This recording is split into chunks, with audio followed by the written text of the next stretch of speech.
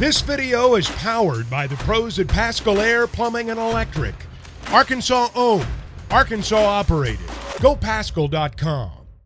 In this game, the great thing about this game is it's constantly evolving, and you can either adapt and evolve with it, or you find yourself on the outside looking in at times. So through my career, I've always tried to at least try to stay on the cutting edge of what people were doing and learning new things.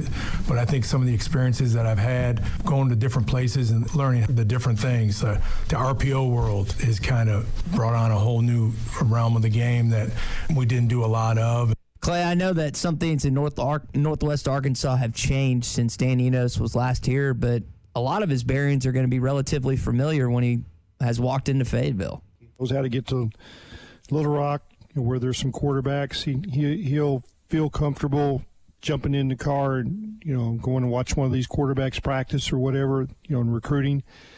This is what kind of strikes me in the whole deal. And the good coaches, they're not married to a play, a offense, or a system.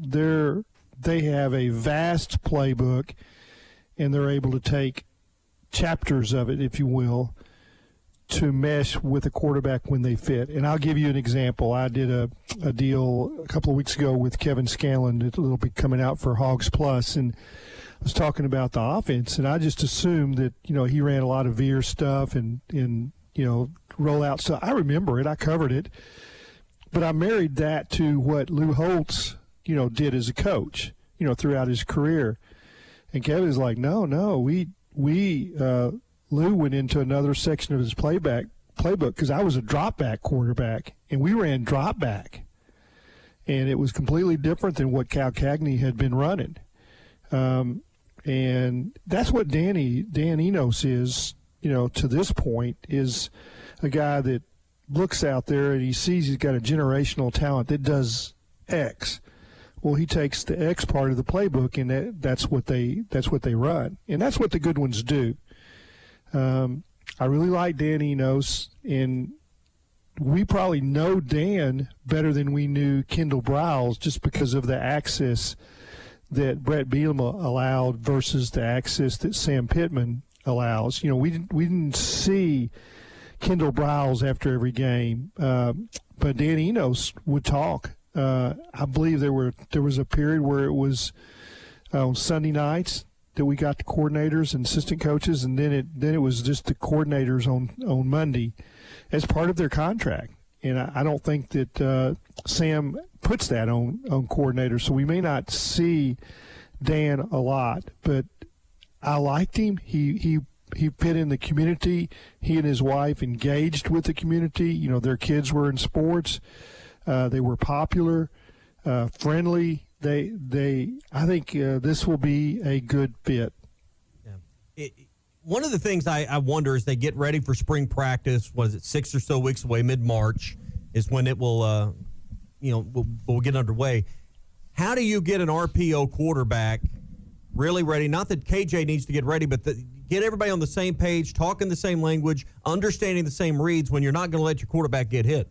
There's so much of that is that split-second decision on reading that in and seeing what happens. And in the RPO stuff, I always wonder the level of challenge, Clay, in practicing that, because you're protecting your quarterback. There's some of that, but it's the same for everybody, Tommy, and it's not going to change. With concussions and other issues, they're so valuable. You're just not going to hit them. And the huge value is that KJ has started for 2 years, and he's broken Kevin Scanlon's broke Felipe Franks and Kevin Scanlon's completion record. He's an accurate passer. There's a lot of things that, they're going to miss by not being able to practice it, but it's all going to come back so quickly. And there's so many things that they don't have to teach him. They don't have to, he's the leader of the offense. There's just so much value in what you have with KJ that other schools don't have, that you're ahead. And I don't think that's the worry. Well, the worry is exactly what they're going to call things. Yeah.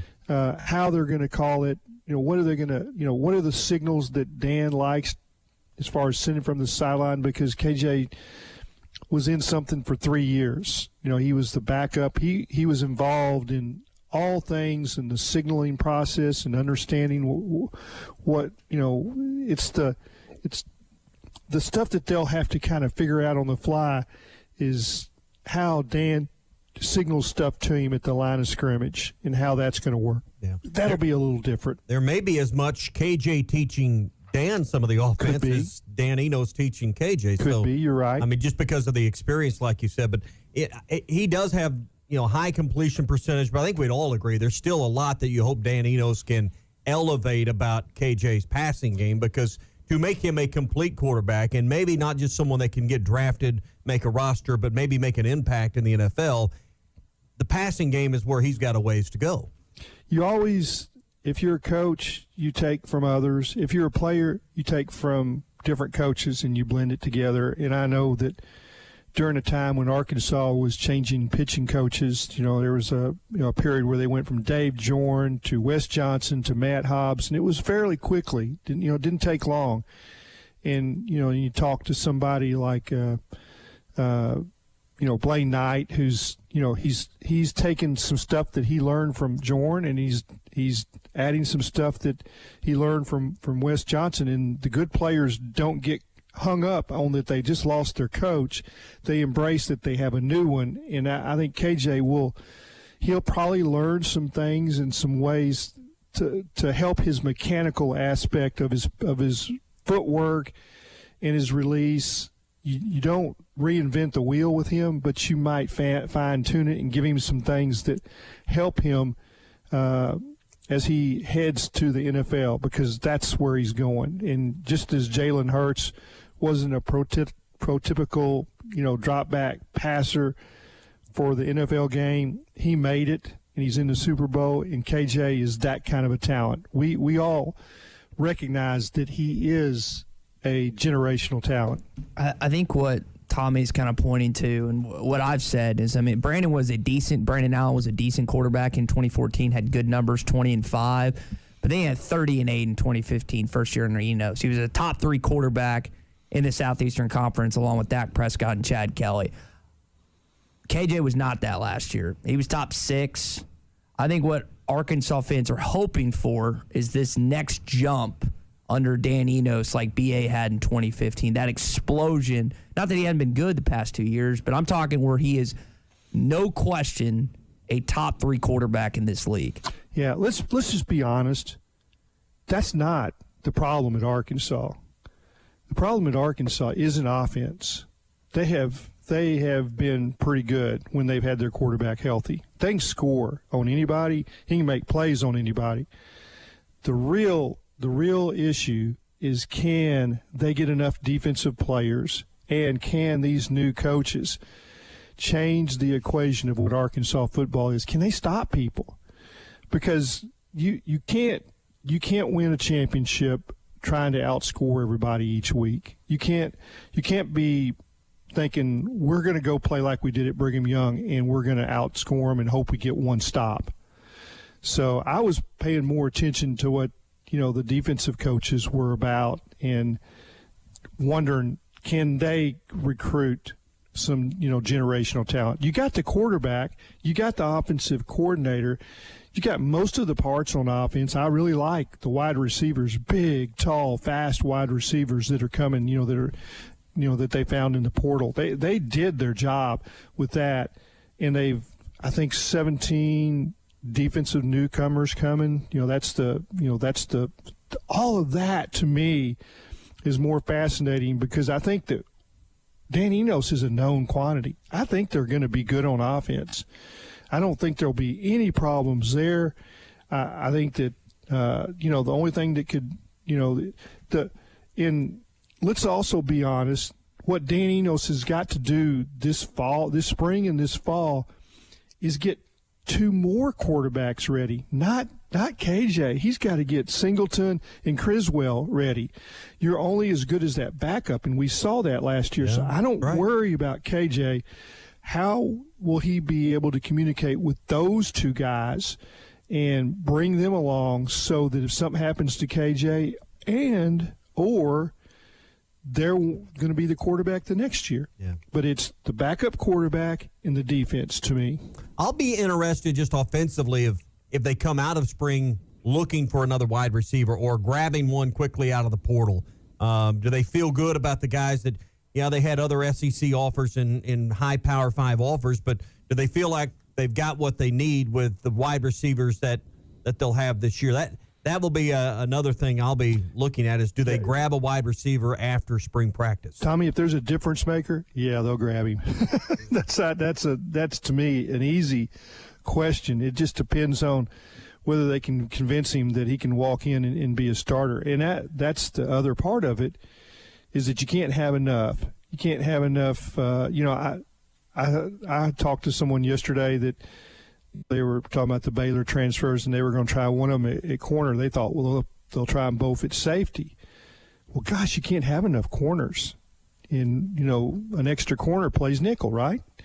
So, whether it's, McAdoo moving there or Nudie moving to nickel, and this guy, from Baylor plays corner, these are sweet problems, to suddenly have a little depth. And I don't think you end up ever having depth at Arkansas. I mean, there's not enough. When you get 2 or 3 hurt, you're out. So, just keep adding those great wide receivers if you have a chance. But I think we'd agree there's a lot of unknown about that particular group. I mean, and maybe they love what they see, over the 15 practices, and they're comfortable. Yeah. But I think going and grabbing someone will give you an indicator of what they think. Yeah, they have a lot better idea of what they have than we do. we don't know, and that's probably what you're thinking. They have a good feeling with these wide receivers. The Texas A&M Commerce and Hillsdale, and I don't know all their names. I've got a list here in front of me. But it doesn't matter the names. I got to see them, and I think they'll be all right in that area. And I also think that some of the ones that didn't play a lot last year, like Satina and Wilson, these guys are they're really going to be challenged because it's their time. They think they're the ones. But you just got to have more than that. And I think on the subject of the wide receivers, the question I always have is when you bring in height, can you get separation away? I know, and you mentioned Tesla, and then you've got Broden from Bowling Green and the other kid from A&M Commerce. But it's a lot different playing the Southeastern Conference. And and I get what you're saying. Did you watch the Cincinnati wide receiver score his first touchdown? The Cincinnati, are you talking about against Arkansas? No, Cincinnati. I'm talking about the playoff game. Playoff game the other day. Yeah, against the Chiefs. Did that guy have separation? No. The defensive back was right in his grill. Oh, you're talking about. But that guy Higgins. was 6'5", 6'6", and that defensive back was 6 foot, and he just reached up, and there wasn't anything he could do about it. And you had a quarterback that could throw. There was no separation, none. Well, I think KJ can throw that pass. That deep pass, he puts it right on the money.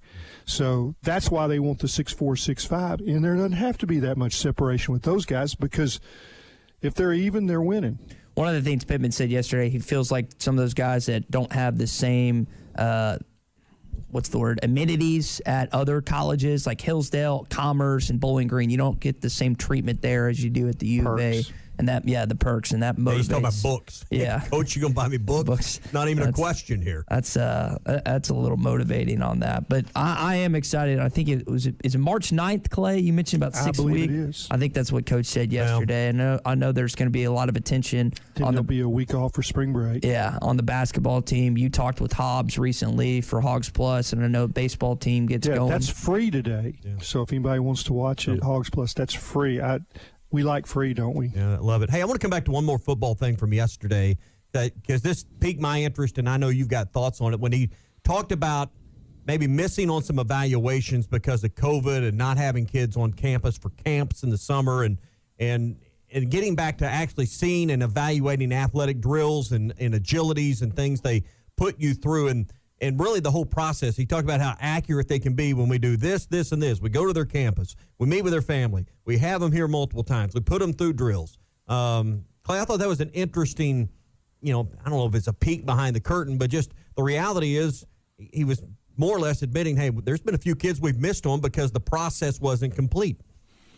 Yeah, you're never 100%. I mean, I just point to your operation. I mean, you got Ty. I mean, sometimes you're just not 100%, Tommy. I mean, you do all the interviewing and everything. They can't all be you, Clay. Huh?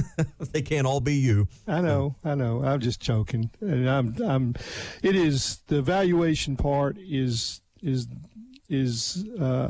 without question the toughest part. And there's pressure when the coaches sit in those meeting rooms and one coach argues for another player. That's when it's really, really good because he knows what he's got and he's begging for him. I would imagine during COVID they're all sitting there going, man, we don't know. What are we taking? We just I haven't been in a home. I don't know whether, if he's been disciplined right. If, I can remember, I don't know which coach it was. It might have been Bielema that told me that he was, or it might have been Houston Nutt, that he was in a home and a player talked back to his mother. And he said, we finished up that meeting and we got out of there. And when we got in the car, we called back and told him, administrative assistant, take that name off the board. There was just not any more discussion. Mm-hmm. So you got to see all that stuff. You got to know what they are and what their makeup is. And there's some times when you're in those visits or you walk into that high school and you go by the counselor's office and he shakes his head or he won't talk about the kid because he didn't want to say anything bad about him, but he didn't say anything good either. And you cross that guy off the list. I remember Sam Pittman saying that he walked into the high school to check out Frank Ragnow, and every step he took, someone, whether it be a 10th grader, a history teacher, custodian, came up to him, you're here to get Frank Ragnow? You're getting the best one we've ever had. Well, gosh, that makes a difference in your evaluation. Reassuring, reaffirming of what you're after. BetOnline remains your number one source for all your sports betting this season. Everything from the NFL and bowl season to esports. You'll find the latest odds, team matchup info, player news, and game trends at BetOnline. BetOnline features live betting, free contests, and live scores for almost any sport or game imaginable. We're the fastest and easiest way to bet on all your favorite leagues and events. Head to betonline.ag to join and receive a 50% welcome bonus on your first deposit. Make sure to use the promo code BELIEVE to receive your rewards. That's BLEAV. BetOnline, where the game starts.